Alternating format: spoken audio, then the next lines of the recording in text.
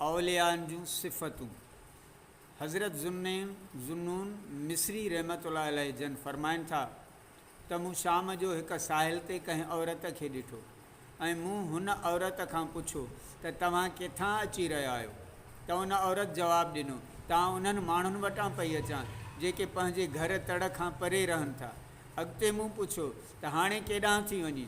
त उन औरत जवाबु ॾिनो त हाणे उन्हनि माण्हुनि ॾांहुं थी वञा जिन खे अलाह जे ज़िक्र खां तिजारत ख़रीद व फ़रोख़्त बि गाफ़िल नथी करे सघी।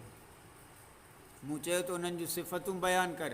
त उन औरत चंद शेर पढ़िया जन जी माना हीअ आहे हू अहिड़ा माण्हू आहिनि जन जो तालुक़ु सिर्फ़ु अलाह सां आहे ऐं कंहिं सां बि को तालुक़ु न आहे ॿिए कंहिं सां।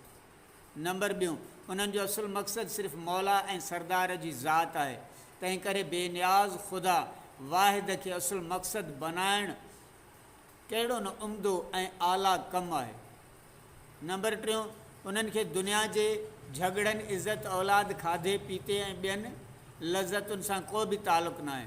नंबर चोथों न उन्हनि खे उम्दे ऐं आला लिबास पाइण जो को शौक़ु आहे ऐं न वरी कंहिं शहर में वञण सां संदन रूह खे ख़ुशी महसूसु थिए।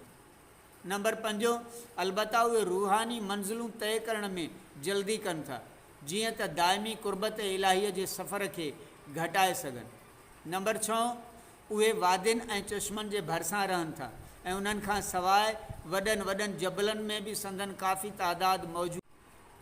हज़रत जुनैद बग़दादी रहमतुल्लाह अलैह फरमाए थो त सूफ़ी ज़मीन जे मिसाल आहे जंहिं ते हर बुरी शइ खे उछलायो वेंदो आहे पर उहा उन मां उम्दा सूरत में नमूदार थिए थी। अॻिते इहो बि फरमाइनि था त सूफ़ी ज़मीन जे मिसल आहे जंहिंखे नेक ऐं बद ॿई लताड़नि था। हू ककर जे मिसल आहे जेका शइ ते छांव या पाछो अता करे थो या हू बरसाति जे मिसल आहे जेका हर शइ खे सैराब करे थी।